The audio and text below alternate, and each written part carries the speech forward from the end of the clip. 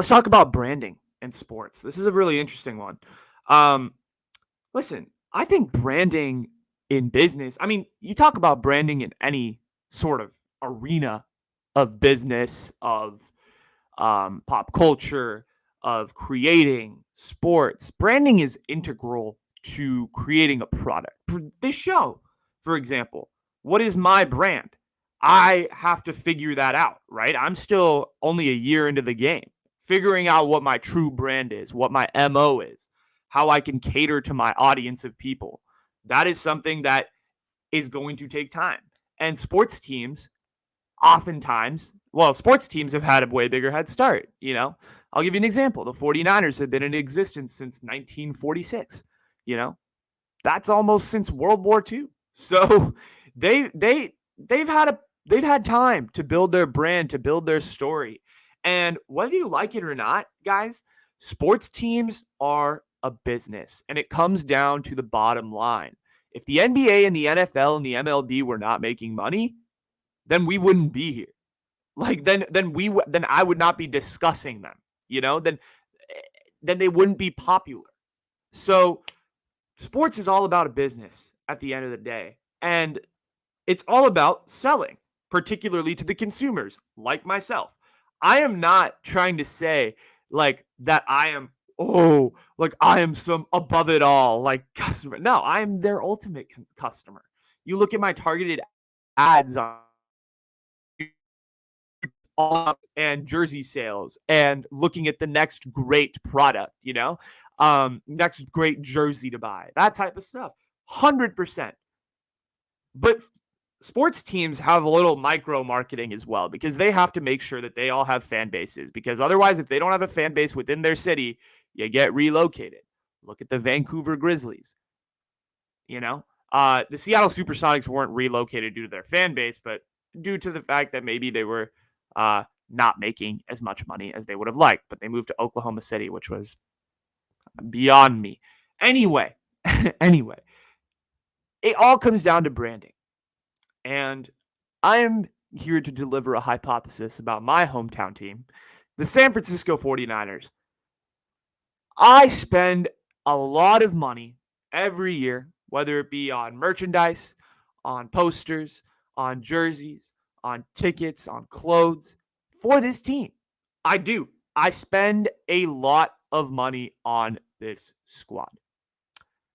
But I was thinking about it the other day and I was like, why? Why do I spend money? And the truth is because every year the 49ers do a masterful job of convincing their fan base, for the most part, besides a few rebuilding years, that we are contenders, that we're going to make it to the playoffs, that we are going to be chasing after Lombardi trophies. But in reality, the fact is the San Francisco 49ers since 2000 have had 5 winning seasons. So essentially, since I became a fan, I didn't become a fan in 2000, obviously. But this team has had 5 winning seasons in my lifetime. My mind is blown. When I saw that stat, I was like, wow. We talk about how we're the class of the NFL. We talk about how we're a classy franchise, how we do things the right way. But this team has only had 5 winning seasons in 20 years. That's crazy. That's crazy. The fact that the 49ers are so beloved here in the Bay Area isn't due to the fact of their recent success. Because if you go off their recent track record of the last 20 years, they should be amongst the most unpopular teams in the league. They should be up there with Detroit, with Jacksonville, Cleveland. Some of the worst teams in the league, the San Francisco 49ers are amongst them. But here's the thing. The only thing that sets apart the 49ers from those bad teams is the fact that they have branding. And their branding is great. You know why? Because they have history. And their history allows them to look way better than they actually are. I mean, look at the success that this team has had. Geez, I cannot speak. Since the 1970s. They were in NFC championships in the 70s. Then in the 80s, you had Montana and you won a couple Super Bowls in the middle of the 80s. And then at the end, in 82, and then you had, 89, 88. Throughout the 80s, you were dominant. And then in the 90s as well, you had Steve Young. You were constantly relevant for almost 20 years in the NFL. Constantly relevant. The last time the 49ers won a Super Bowl was 1994. It has been 27 years since the San Francisco 49ers have held a Lombardi trophy. They've had 5 winning seasons since 2000. Yet they are able to sucker fans like me into getting what they want, into becoming lifelong fans, somehow believing that we are going to make a run, that we are going to win the championship one day, that we are faithful to the Bay. And see, the Golden State Warriors, the funniest part, and like I'm going to take it to basketball for a second. The Golden State Warriors used to be the Detroit Lions of basketball. They had rarely any winning seasons, if that, 1 or 2. We had We Believe, and that was about it in the early 2000s. But then Steph Curry and the dynasty came, and boom, all of a sudden, the image flipped.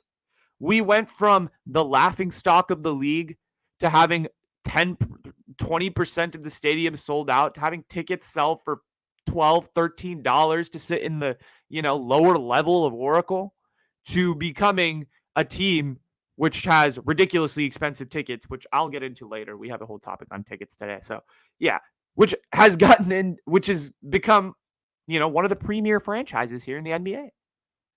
It's all about branding at the end of the day. And you want another example? Let's take a look at the New York Jets and the Knicks. It's the same thing. These two franchises, for the most part throughout history, have been complete and utter jokes. Besides Patrick Ewing in the 90s for the Knicks, besides, a couple glory years in the 60s for the Jets, these two teams have been disgusting. Besides the fact that the New York Jets made the AFC Championship way back in 2010 with Mark Sanchez, that's about it. That's the only thing this team's really had going for it in recent years. But yet, when the New York Knicks win one playoff game like they did last year, people rioted in the streets. People acted like they had just won the championship, like Madison Square Garden had been crowned an NBA ring. People were acting like that. The Jets, the Giants, the Knicks, every single New York team besides the Yankees is a complete and utter joke. Yet they convince consumers and fans like myself who live in the New York area that New York is the greatest city in the world. And if you support our franchises, you are a part of this great city's history. But they continue to suck. They continue to be mediocre. Being a Jets fan must suck. Gary Vaynerchuk is the ultimate sucker if you think about it, right? He's the person who talks all about branding. And he's like, sports is all about branding, and business is all about branding, and creating content, and the hustle, and all of these things. But Gary Vaynerchuk is getting hustled every single year by the New York Jets when they continue to suck and be mediocre. The last time this team was relevant was probably when Gary V was in his glory days, in his glory hustle days. That was the last time. Let's be honest. And I'm not even hating on Gary V. I think Gary V is great. But Gary V must cry himself to sleep every night watching this team. They suck. And people ask me, why do you hate the San Francisco 49ers? 5 winning seasons in 20 years? Yeah, I'm mad. They're not as good as they're about as good as the Jacksonville Jaguars have been in the last 20 years based on their track record. So don't give me that BS. Branding is everything in sports. You build a good brand, You tell your fans all of these various slogans, faithful to the Bay, New York's the greatest city on earth. You support this, you're supporting the right team. They make you think like you're a winner when in reality, you lose all the time. So that's my hypothesis is that branding is everything in sports. You don't have branding, you're going to be you don't have branding, you're either going to be irrelevant and kicked out of your home market or a lot of people won't care about you. And the 49ers have depended clearly on their history. The Jets depend on their, history back in the 60s or whatever it is to retain fans. But